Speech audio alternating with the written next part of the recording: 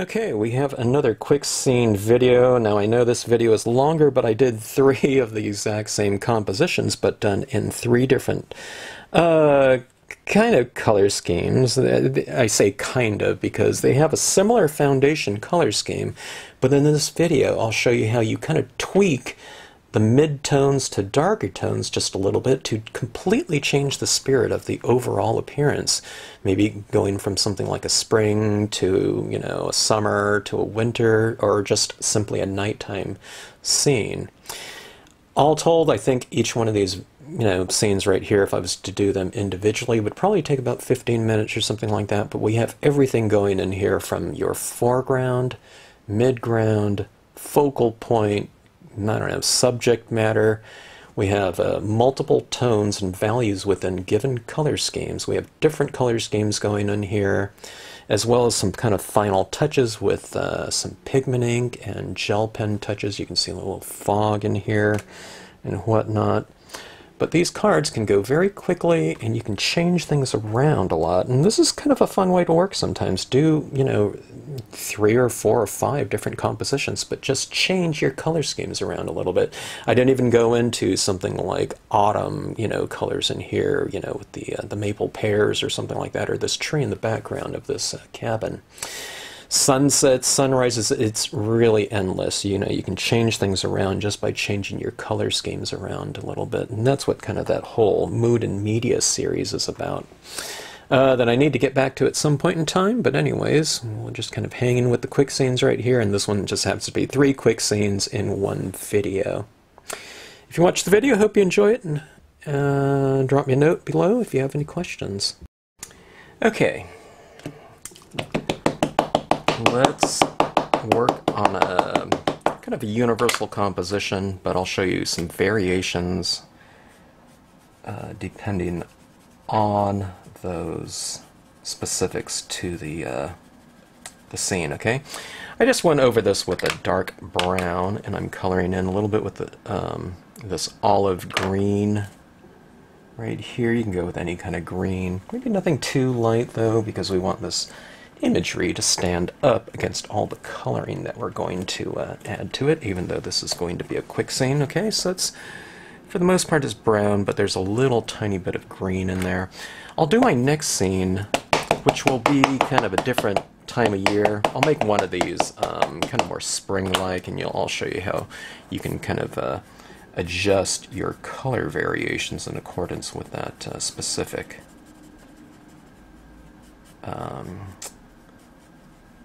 season. Okay, stamp it like so. I'm doing this kind of more in an assembly line format just because it is going to be, I do want this video to be fairly quick. Alright, so you can see that little brown and green variation in there. Alright, now this third one will be kind of a, or it will be a nighttime scene. So instead of going with, something a little bit lighter than in value than black, let's go straight to black, because I want this imagery to stand up against the darker values, the blue tones that I'm going to be adding to this to represent that specific time. Okay, so we have that black right there. Alright. Now, I'm not going to be so particular about this that I'm, working on getting these, down to the 16th of an inch perfect, in relation to one another. Alright, this is the tall grass. We have to fill in this area around this type of imagery, so that's why I have my filler images. You can go just with sedge filler, and I'll use that as well, but if you want to go for a little bit more variation, you can use something like this tall grass stamp. Okay, this one was the black one. No big deal. I'll use the dark brown for the first 2, okay? And let's go back to the black one right here. I'll just stamp right over the top of that one, that image. I don't need to line it up, and be so particular about it. Okay.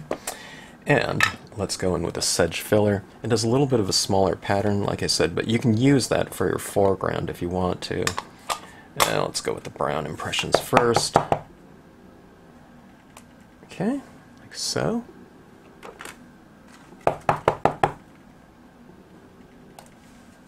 No need for any masking or anything like that, just overlap. Okay, and we'll go with our black one here. Okay. Maybe if you want a little bit of extra texturing, you can, put another impression over on that left side space, okay? Or if you stamped out the curvilinear road a little bit more central, then you'd have this area out here to fill in. And just, do exactly what you did on the right side on the left, okay? I would probably re-ink in between your impressions to keep it nice and bold. Okay, so now normally this is the type of thing that I would do later, okay, kind of towards the end of my scene, but let's keep things quick on these, okay? I have this little texture stamp in the form of tiny rocks. I'm going with the tiny rocks small here, and just kind of adding in that little extra texturing right here. Now what I meant, a lot of times I like to kind of add in all my colors, and I like to see what color, what value a given area has formed before I add in this extra texturing and foreground and whatnot. But let's just do it right now so you can kind of get the gist of, well, you won't get the gist of it, you'll know exactly what's going to be stamped in here. Oh boy, okay, it is Wednesday. There's a lot of gardeners outside. I'm going to have to pause this video and continue. I like to keep my momentum going when I start these videos. Alright, so where did it go? Here we go. I have my cabin stamp. Okay, let's do the same type of thing that we just did with the curvilinear road. I'll go with a little bit of brown, or I'll go with black on here. But then let's take this green here and color in some of these trees. We will see some variation in color in these first two scenes, because it is not nighttime when, all colors, are kind of washed out and whatnot. You can put some into your cabin as well. It's not going to be make a big difference, okay?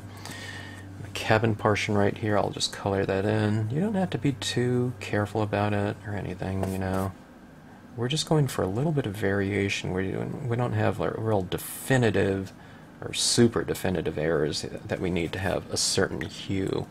And when we stamp it out, I don't know what it'll look like. We may see those variations in there, we might not. Okay, I'm going to mask off this road a little bit, or this little meadow area, not meadow, but kind of that grassy area. And I don't know if I really need to mask off, because I'm just kind of placing this right on top of here.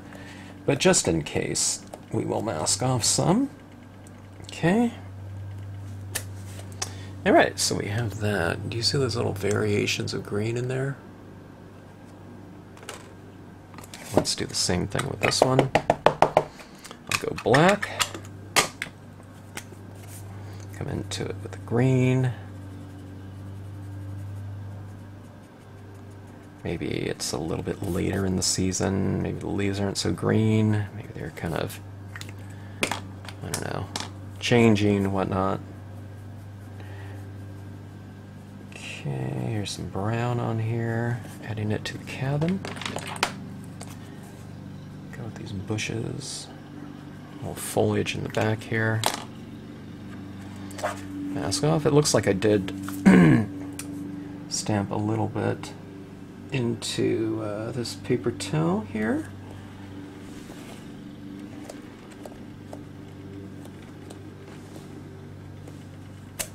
Okay, see that?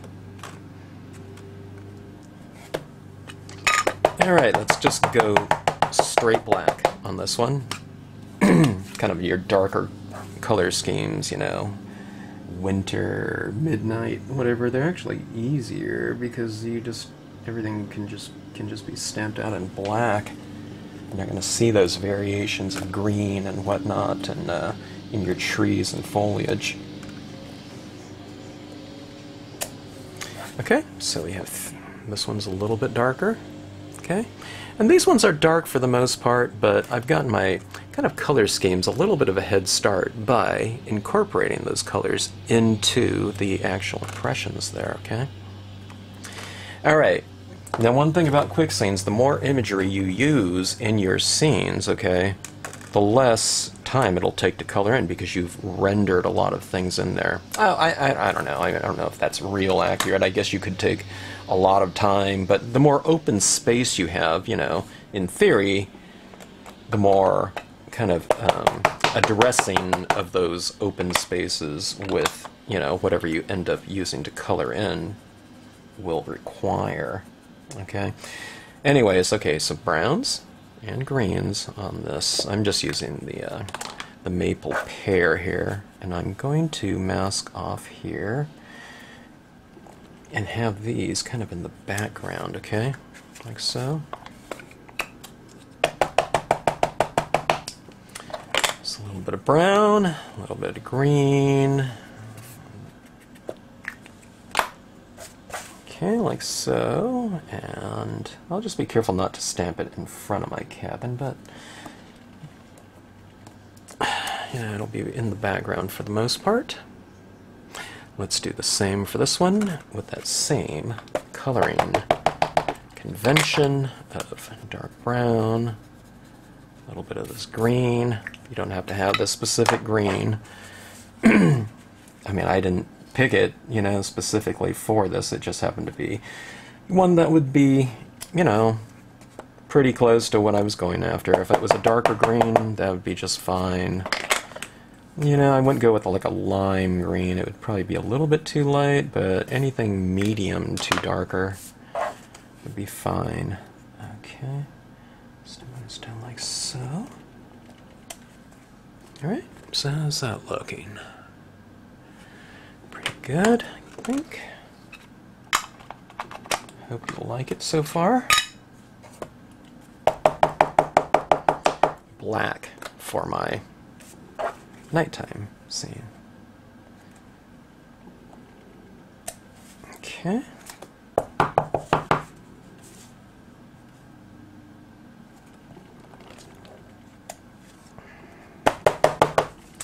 Who said you needed to do careful masking? Not me. Because you don't need it. Okay.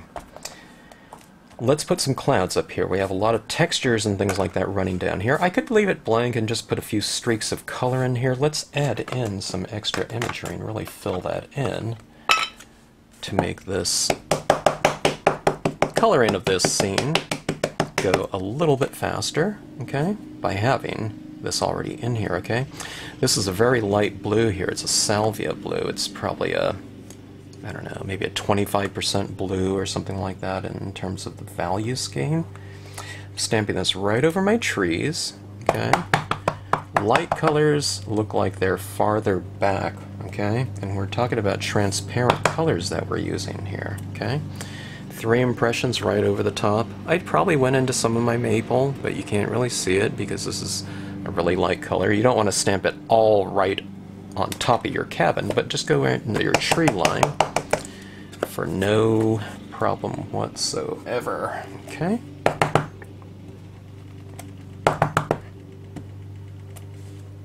That's the type of thing that people, you know, that haven't really done it before, they're astounded by, you know, kind of that aspect of things. That's the way the designs are being made, or that's what they've been created to do, to make things nice and easy, but look extremely kind of technical and complicated in terms of, you know, your blending of tones. Let's go with a Prussian blue here. Any kind of navy blue? I'm going darker because I'm going to be bringing in some darker coloring into this scene right here. Maybe I'll wipe off a little bit of this. You've seen me kind of do this wiping off on my edges right here. When I'm going with really dark kind of imagery over the top of things in terms of sky, sometimes I wipe it off so that the perimeter is lighter, and thus it'll blend into the surrounding area a little bit more gracefully. Okay.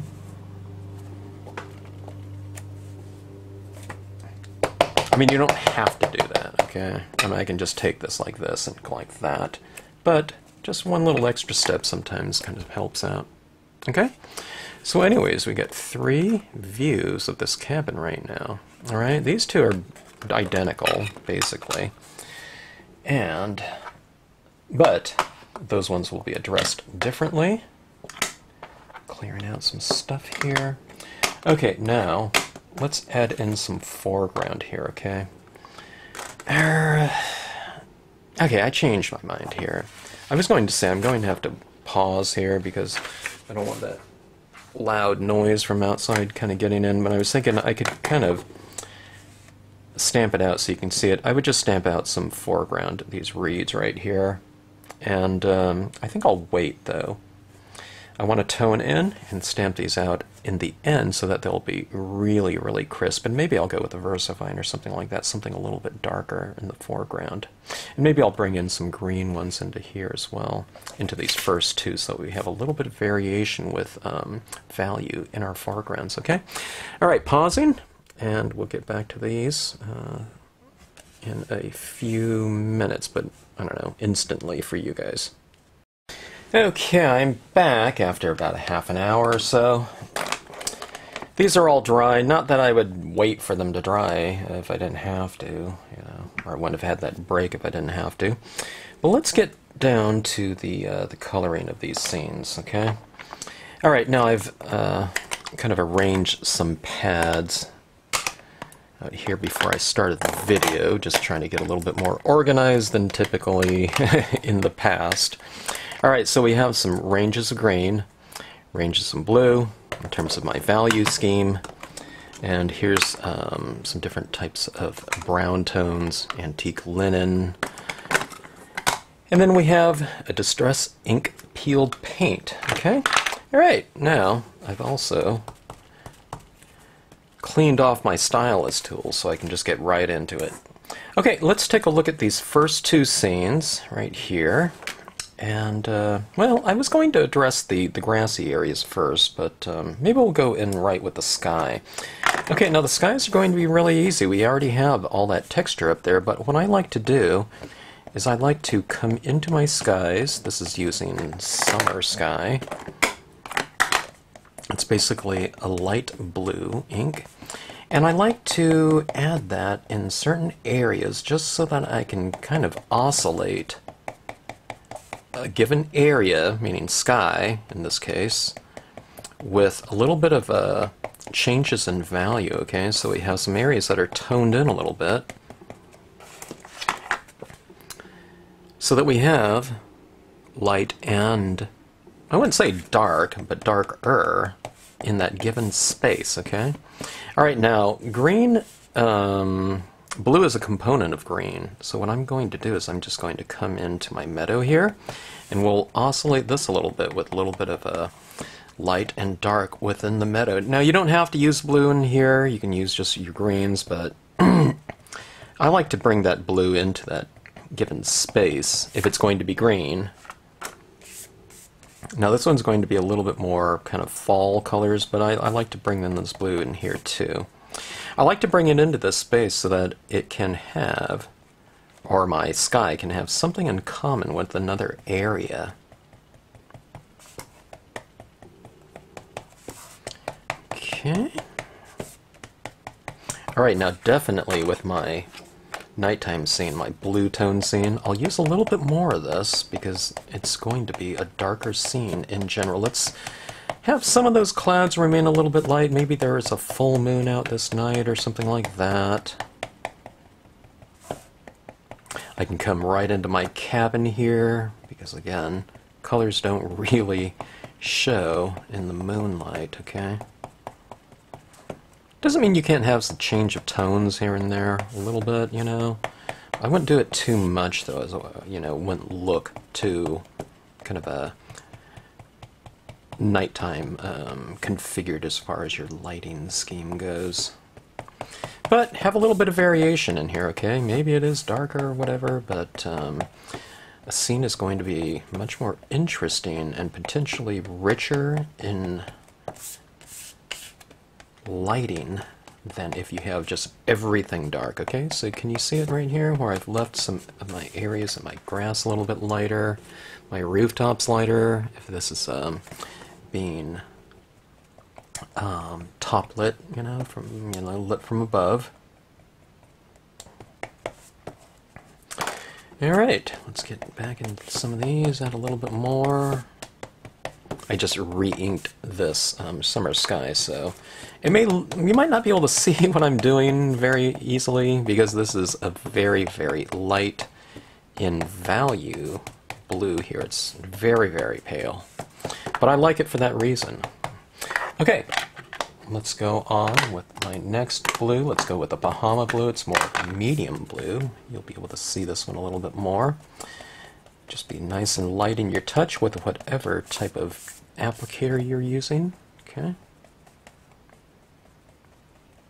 I'll reiterate kind of what I did with my previous color,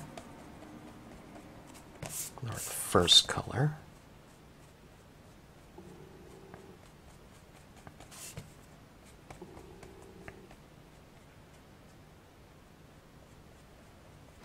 All right, so coming along.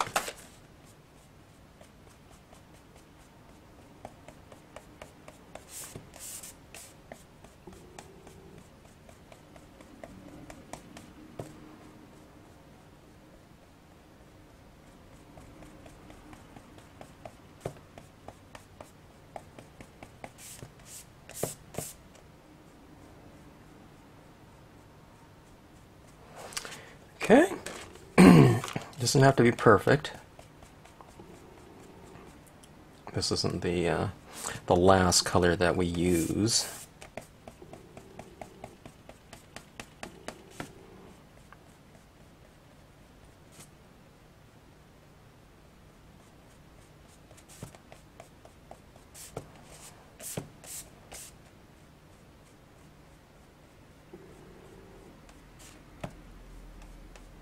Go right in my road and bring some of that cool tone temperature into that given area. We have the side of this cabin. The vertical sides will be darker unless, it's being side lit somehow, by the moonlight in this case.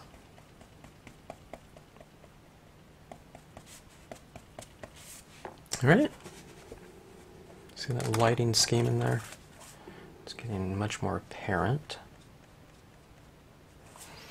Okay, now let's try some of our green. Okay, peeled paint. Let me switch tips here. Okay, this tip is clean. Let's start going into our grassy area. I'll go right over the top of that blue. I will try to retain some of that lighter area, though, too, that I've left just pure white. Okay, I won't color it all out with this next color, peeled paint, this greenish tinge color. I won't color it all out because I want to retain some of that light in there. I might come in with a very dry brush, kind of a touch into it, where I get a tinge of that color into it, but for the most part, I still want that variation, okay? That's the difference between kind of coloring, for just fill and coloring for lighting, okay? Sometimes you want to keep some areas a little bit lighter so that it represents light, okay? Within a given object or space. Okay, you can come into your trees as well back in here. Maybe I'll color my trees in this other one. A little bit of color is. No, let's come into this green one, or this kind of more brownish tinged scene as well, with some of this green. I'll take them into a different kind of tonal direction coming up pretty soon.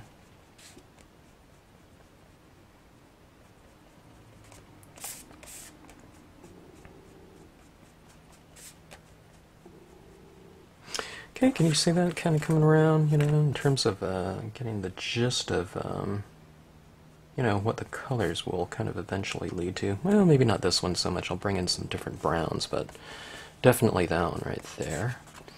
Okay, so let's start moving into some tans. Let me grab another tip here because I'm changing my hue that I'm going in with.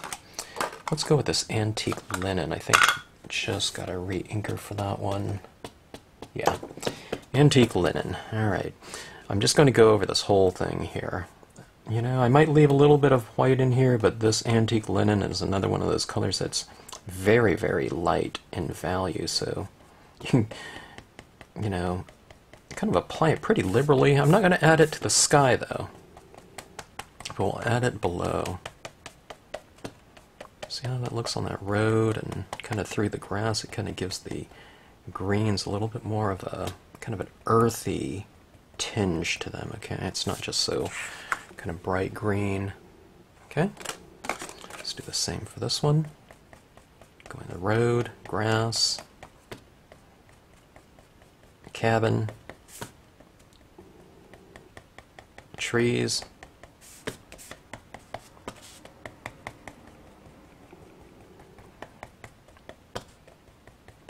Okay, kind of go on the side of the cabin a little bit more.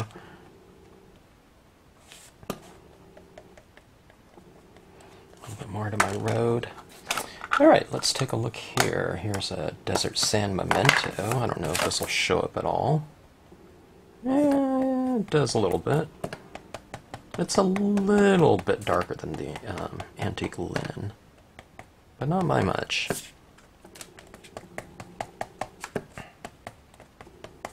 I do like these brown tones in just about any kind of color scheme, just to kind of mellow things out a little bit. In fact, maybe I'll bring some into this scene as well. It has a little bit of a warm tinge to it, being that brown has some yellow in it. Okay, see that right there? It kind of changed temperatures a little bit. Well, it didn't change temperatures, but it expanded the temperature range, being that there was something warm in there, albeit very, very pale, to, you know, within kind of primarily cool temperatures. Okay, we have rich cocoa here. Let's start to kind of get this one here. Let's say I forgot which one was kind of going to be more kind of summer or fall. I'll just make it this one. Okay, rich cocoa.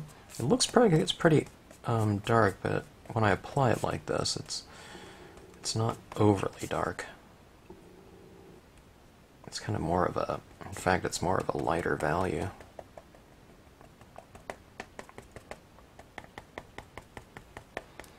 Okay. Come up into this cabin here. A little brown, a little bit to the rooftop, a little bit to the shadows underneath these trees. Remember, I'm just kind of doing this with the idea of retaining some of the lighter areas, so it's important not just to color everything out, but where you apply it, it's...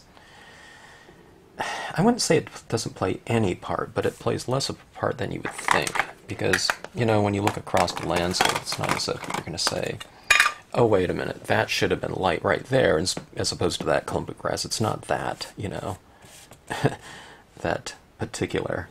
Okay. This is brown from Marvy. It's one of my favorite brown tones. It's very rich and bright, warm. Okay, adding some into this one. Okay, this is one of my more brownish tinge, more kind of summertime type of color scheme, but I'll add more of this brown to this one.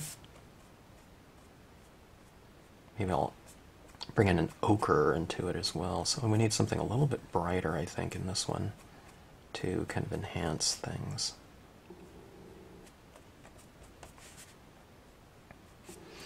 All right. Let's see what we have as far as kind of a yellowish tone. I think we have that other distress. Mustard seed.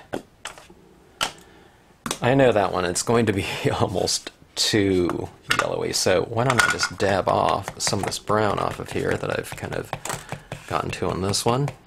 All right. Now, here, let me just use my clean side here. I cleaned off all my tools, might as well take advantage of that. All right, this applies a lot of this yellow down, so I just kind of blotted it off a little bit first to get a feel of that color and what it's going to look like in a very dry brush, thin application before I go in straight to, a much, stronger saturation of it. Get a feel for kind of the colors that you're using by applying a smaller amount of them by just dabbing it off a little bit. But see that little brightness in there? It's a little bit warmer, isn't it? I think it's nice in terms of adding a little bit of a, I don't know, just a warmer, brighter, more intense kind of foundation. I'm applying it over the top, but it essentially becomes more of a foundation. It's not physically blending with anything, it's just kind of adding it right over the top. But see that? Okay, now this one right here can use a little bit of a, I don't know, added intensity. Okay, let me move to the Marvies. Marvies are some of the brightest colors out there on the market. Alright, let's try some of this one right here. I don't know what color this is, yellow-green, but it's kind of within that range that I'm interested in. Okay, see it's a little bit brighter. You can just kind of put it right over the top, layer it into your color scheme, like so. Kind of brings it to life, doesn't it? It's a little bit more intense. So it's kind of glowing in here now. Through the intensity. It doesn't mean that I should have used this instead of something else. Those other colors are still playing a big role in what we see in the end result, because these colors are all transparent, so you may color over the top of one, but that color underneath is going to be showing through the other, the color that you lay on top. This one is a real yellow greenish tinge. It's called light green from Marvie. Okay, so just mix and match your pads, whatever you have. Try some different color schemes out. You might get entirely different color schemes by mixing, layering, rather, your colors over one another.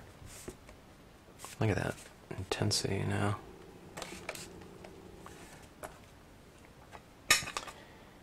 Alright, let's go into a little bit of a darker tinge here. Okay. This is my green kind of, ooh, that one's really quite bright, isn't it? And dark, too. But the brightness is a description of the intensity of it, okay? That's very intense. Okay. Go like so. I am watching my clock here. The whole idea of the quick scene is to make it quick, so. Alright, we have a dark brown here. Let's hit this in the kind of shadow areas in this scene. Okay, there's a lot of different browns out there. You can use like a walnut stained distress ink. It's a little bit darker. It's not quite as dark as this one right here, but maybe you won't have as dark as shadows or something like that. Or you can mix and match. Like I said, you can sometimes combine two colors to form a darker one within a given hue.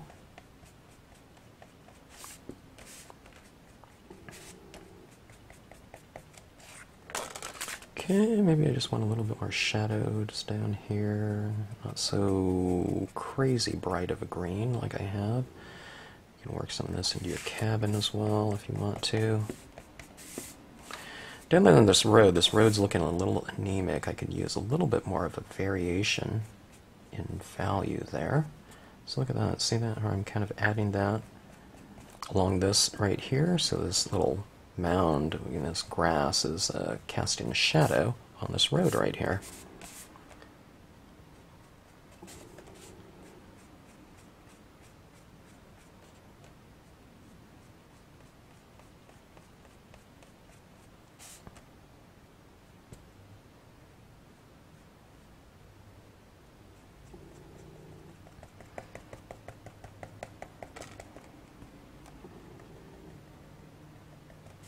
All right.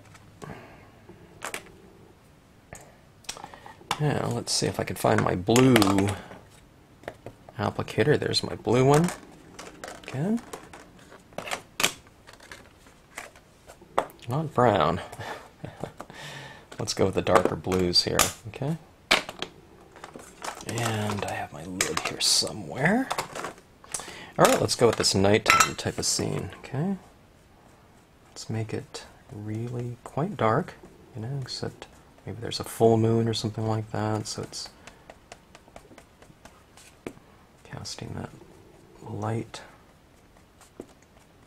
into the terrain.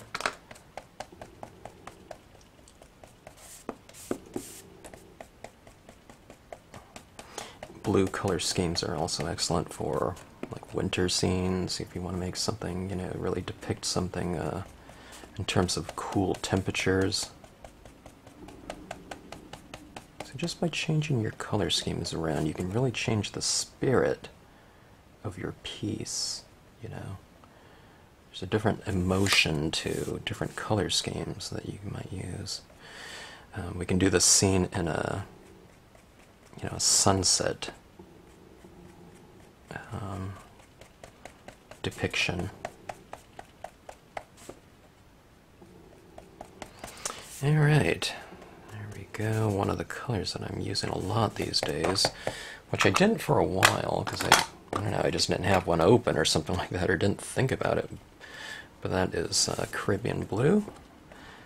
Slight warmth to it.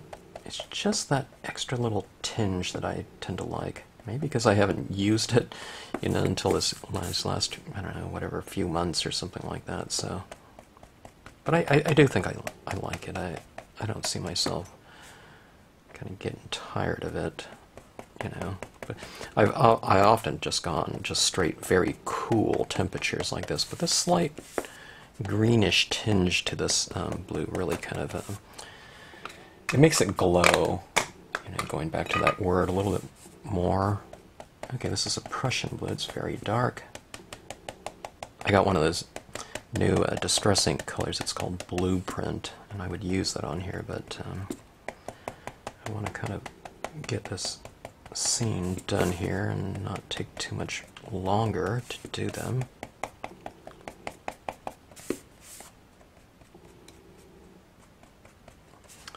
Okay, that's about right. With this one, let's just go all the way to black, okay? The images are in black, so going all the way to black in terms of my coloring tends to bring it all together a little bit more, even if I don't apply, you know, an application of this particular black as dark as the images that were stamped in it, okay? And what I mean by that is when I'm applying this, I'm not applying, you know, straight, you know, super black right there. It's kind of more of a gray. But it is of that same color, so it will tend to tie it all together even if you don't achieve that value of the black.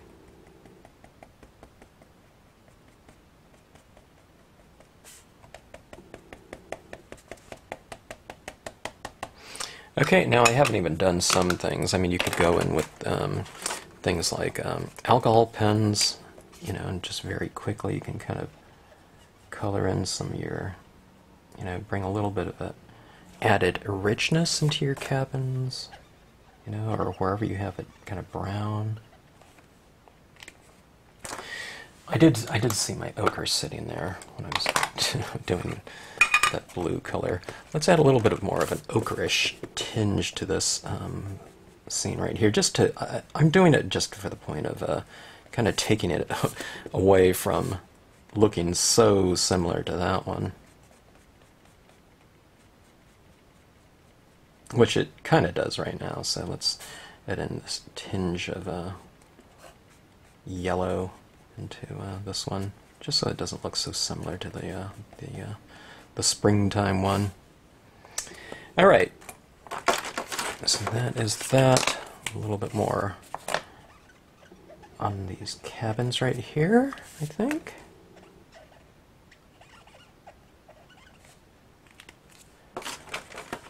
How about a little bit of brown right here in this cabin? It won't read as brown, but it'll just make this cabin a little bit darker, and I can add in some little details into that cabin rooftop, you know.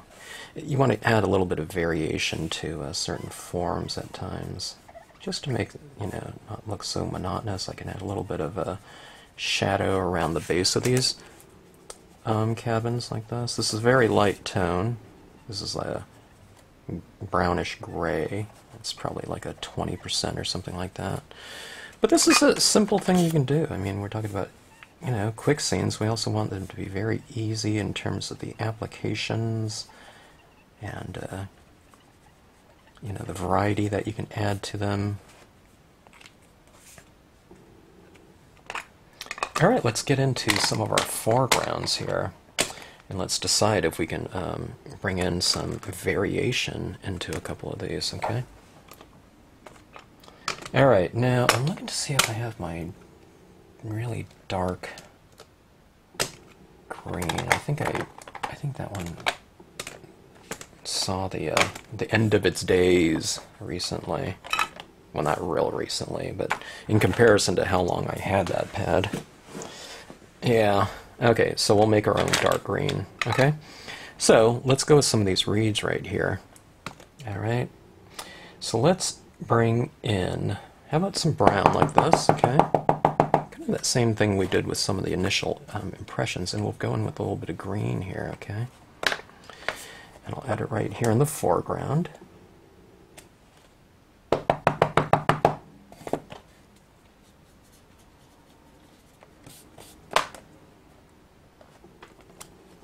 It's going to be fairly light, but I'll show you what I do with that. Okay, let's just go on straight inking it up like so, okay. I'm not going to cover up all that road because we can see the road kind of comes down this way. Alright, let's just go with brown right here.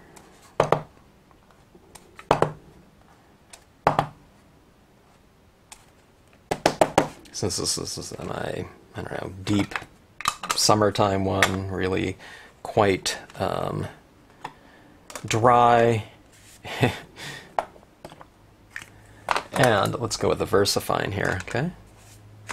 I was thinking about using both reeds, but let's just use the larger one. Okay, VersaFine black, very dark, okay? And I'll change the angle slightly from, you know, some that I did before. Now, on this one, I can't really tell if I'm matching it. Maybe I'll go more extreme, so I'll know I'm changing the angle quite a bit. So we have a little bit of variation right here in the foreground, okay? Isn't that what it does for the depth of the scene? Okay, now, let's just go with straight black on this one because this is a nighttime scene, so I have to go, you know, pretty dark on this one. I could use the Marvy black too, and that would be fine. But VersaFine is a little bit darker, so, and I have it, so I might as well use it. It doesn't take me any more time to use the VersaFine than the Marvy. Okay. And I have this one right here.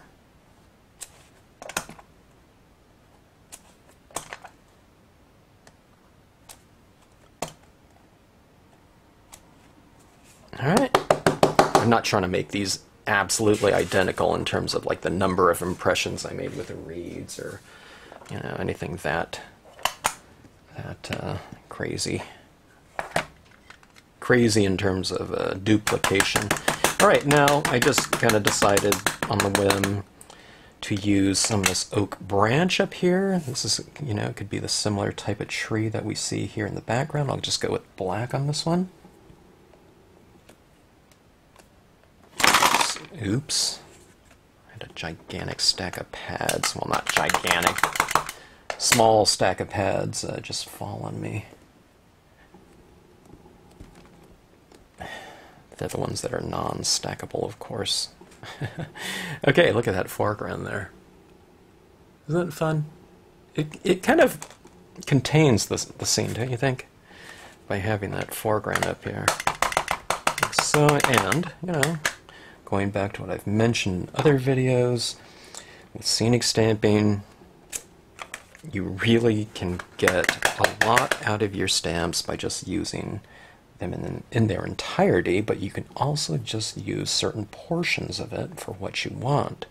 And it's not going to look strange having just kind of the top of the tree or tree limb within that given space. So I've designed this oak branch to where it's a little bit denser in some areas than the others, so you can have like a more dense branch, you know, filled with foliage than another side. Okay, so come here, follow suit.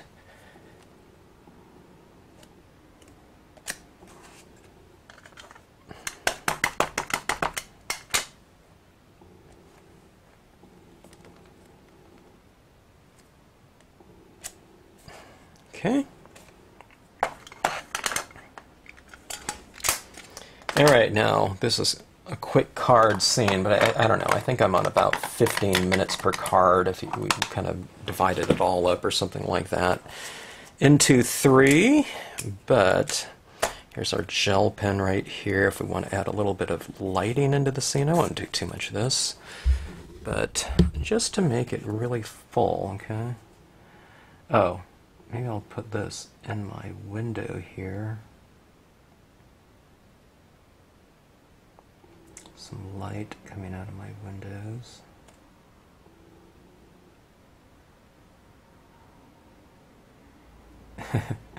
This one's a bit of a mess here. I didn't go real careful with my dots there, but let's say there's some kind of light shining out of my windows here. I'll fix that there. I'm being careful not to touch my perimeter area too, but you see that little light coming out of there? And I'll put it on these little bushes, you know, right underneath that window to reflect some of that light. Maybe a little bit of a yellow would look in there, good in there too. Okay, so on this one right here, oops, I just smeared my branch there a little bit. Maybe I'll go with another impression right over the top of it.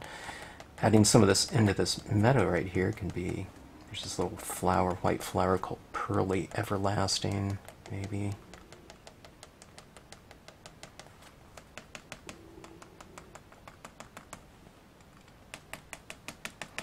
And what says kind of spring more than, you know, maybe some little flowers. Like we can add a little pink flowers in the meadow. Pink really harmonizes nicely with that green. You can even do pink up in your trees. Maybe that's some little blossoms up there or something like that. Okay, see that right there? Little touches here and there. They're subtle. Kind of group them together a little bit maybe. And in this one right here, why don't we use a little bit of yellow or something of that sort, or here's this peachish kind of brownish tinge to it, you know. We use some of this in our color scheme, or a color very similar. So I'm just kind of staying within the spirit of that given color scheme. You can add it down in your road as well. Okay. That, and okay, I am going to add, where's my, I cleaned up too well. I can't find my Hero Arts. Oh, my oak branch is on top of it. Okay, so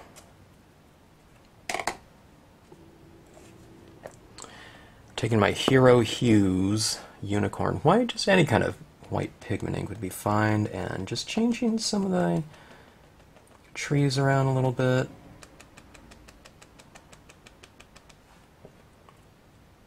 adding a little bit of a light onto them. Really give it a dry brush. I'm kind of rushing it, so I almost have too much ink on my applicator here. But I'll just be nice and delicate with it. See that kind of light coming from the background now? So we get that little bit of a change of variation. I won't add too much of this on here. I tend to work this quite a lot when I'm doing scenes that aren't kind of being timed here in some ways. Okay, now don't put this over the top of this black up here right now because it's very, very wet up there. Okay, you can get that little background light coming through there, and you know, maybe it's springtime, so there's a little bit of dew and moisture in the air, so maybe I'll put a little bit of this kind of fog, morning fog in here. Maybe for the summertime there isn't too much of that because it's much more arid out and whatnot. So this little touch right here can really say, you know, kind of give you a depiction of maybe seasons, or the change of seasons with, you know, from one scene to the next. Okay, let's see something like that.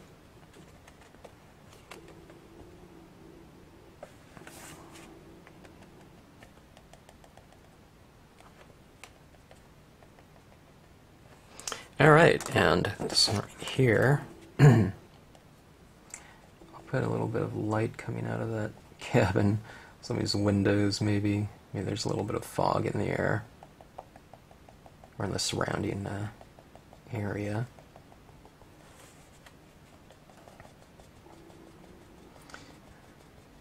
And that moisture in the air becomes illuminated in light. Okay, put this around some of my trees as well. We have that low-lying fog, kind of at nighttime, maybe.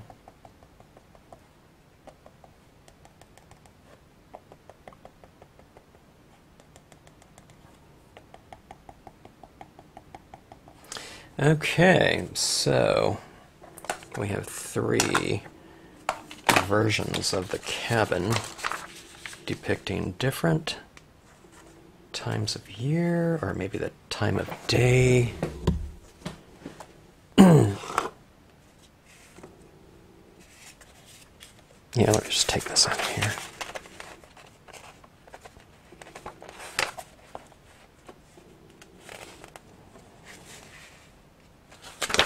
Spring, summer, I don't know, winter, or just night, who knows. I mean, if I spray this with a, you know, like a bleed-proof white and splatter, you know, white all over that, it could be snow, or first snow of the year or something like that. Wouldn't that be cool to have these things so seasonal like that? And then, oh, we could also do that with that foliage in there. We can also do it like a fall foliage, and with some really bright colors. But anyways, 3 different views of the cabin.